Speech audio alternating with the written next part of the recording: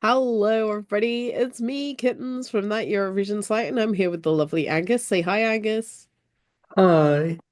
And we're going to talk about UMK 2025.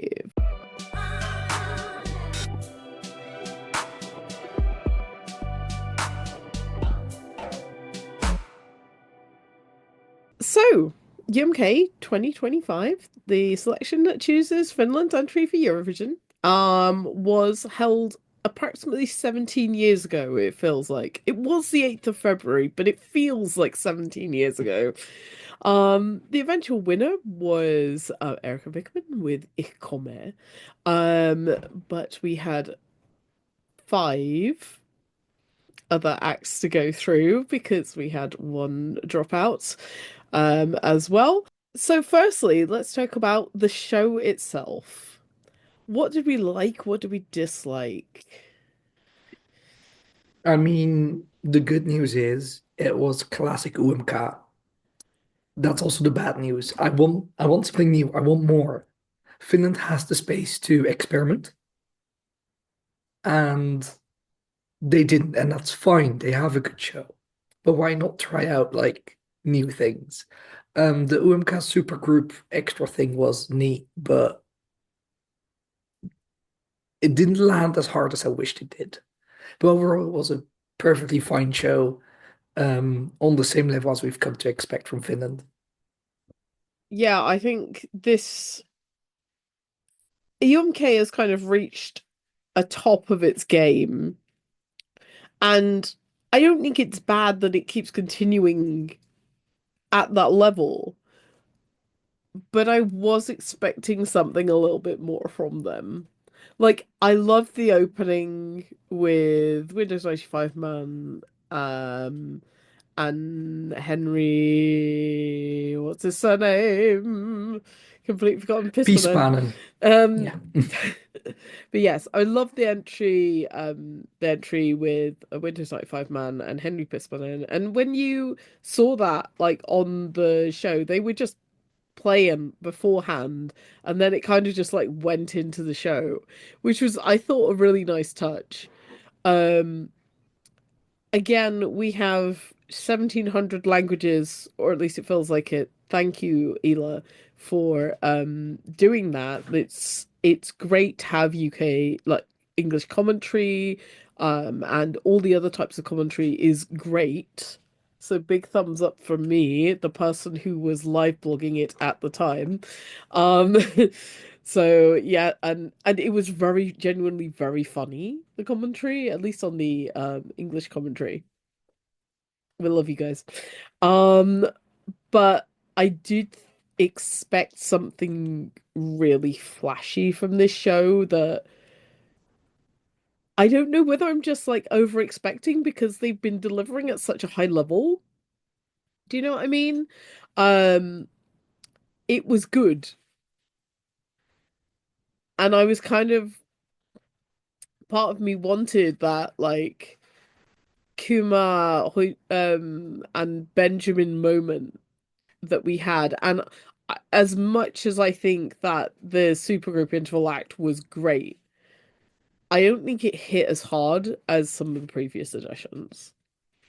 But presenters great, show movement great. This is not a show that lasts 17 years. Um, the voting is easily understandable. The show is easily understandable. Nothing is too wild or crazy ideas. Um, but I would like to see them push it a little bit more for next year. I know that's partially down to the artists you get and whatever, but still. So beyond that, the actual show itself, the acts this year. So we had Koste, Erika Vikman, Goldilocks, Naya River, Nelli Matula, and Vivi were our acts. Not in that order because I have not prepped that well. Um, so which were your highlights on the night? The only one anyone remembers is Erika Vikman. I'm so sorry to say that. That's all I can remember. She wasn't my favorite ahead of time. I really think she had my favorite live performance. But we're talking memorability, just pure impact, pure show. It was all her night. I do think it was definitely her night, but I do think she had a challenger, and it was a real shame that her challenger wasn't able to perform live on the night.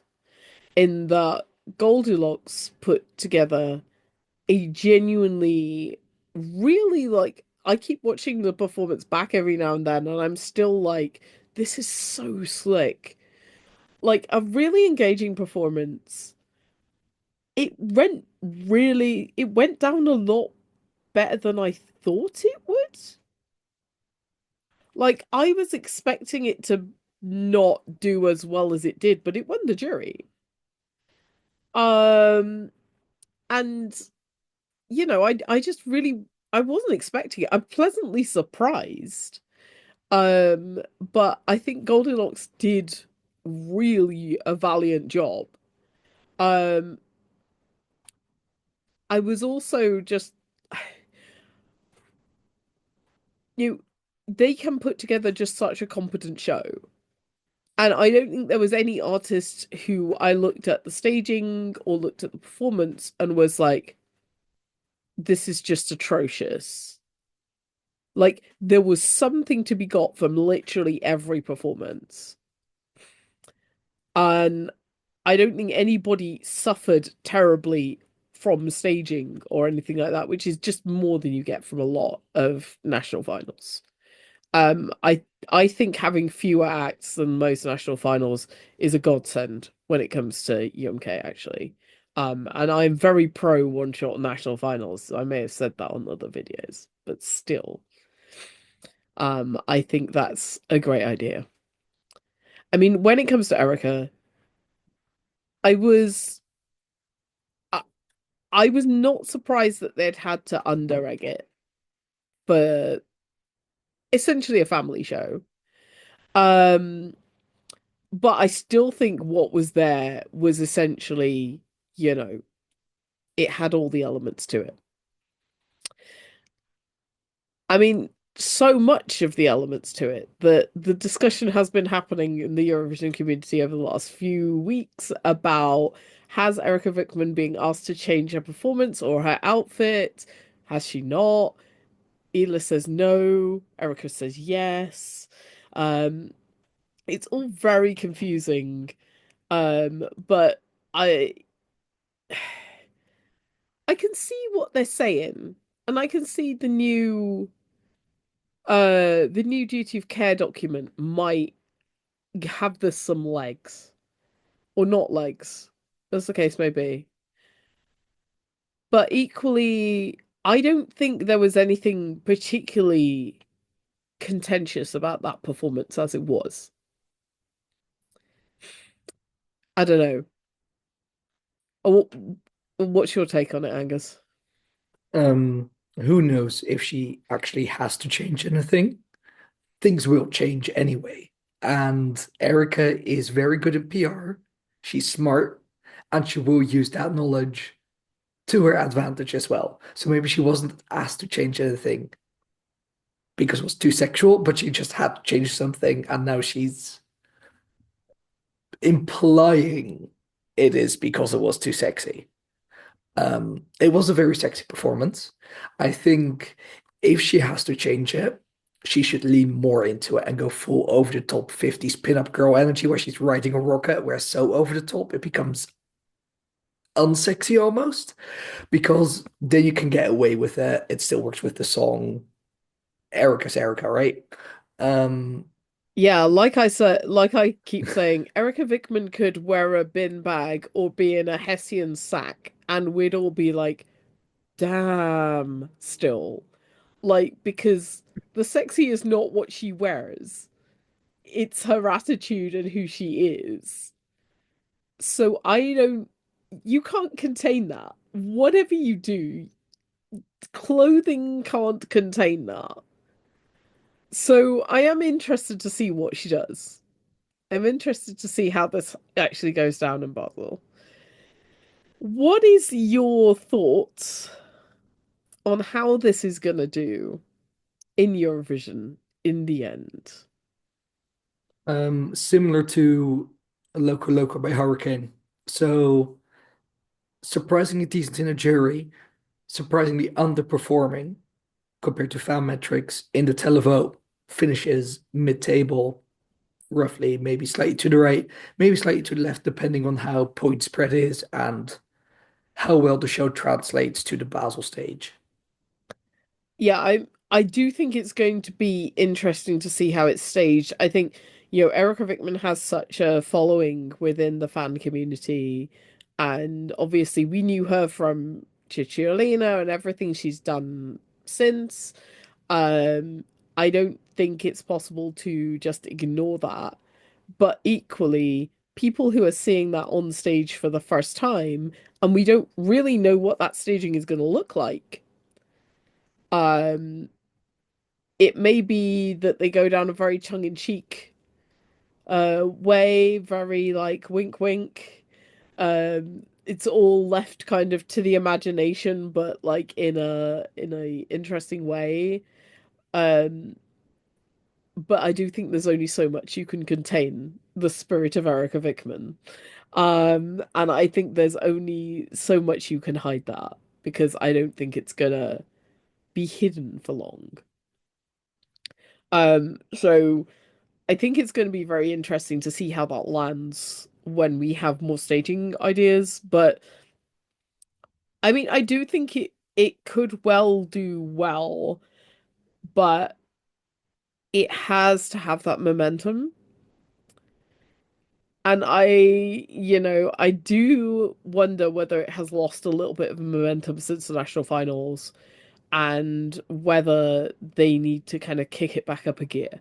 But also, we do have something else happening within the next few months, within the next month, that could give us a clue as to what's happening because we have the pre-parties. So I think that's going to be really interesting because she's appearing at a lot of pre-parties. But again, captive market, hard to tell. Erika Vikman, very well known and well loved in the fandom. So we shall see. I would love to see her have dancers on stage. That is the only thing that I felt was missing from the UMK performance is I felt like there was something missing from that stage. And as much as I love her being up there on her own, I do want them to fill that stage out when it comes to Eurovision. And I would just love to see it. Absolutely. Also, and this is one of the things I really love about UMK. Almost every performance gets its own unique aspect ratio. So that really helps give the stage a specific dimension so she didn't get swallowed up. Much more difficult to pull it off at Eurovision to get it all signed off as well.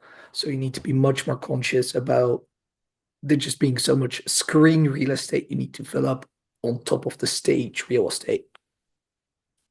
And I'm sure, they are going to be in good hands with knowing how to do that. Because, they have known how to do that and they will continue to know how to do that, I hope. But yes, in terms of wild predictions from my side, I think it's between 10 and 20, possibly. If it gets momentum, it could trouble the lower end of the tens, I think. So I think it's just a matter of what happens with the staging. Right. Thank you so, so much, Angus. We will wrap it up there. Unless you have anything else to say in particular. Good luck, Erika Vikman.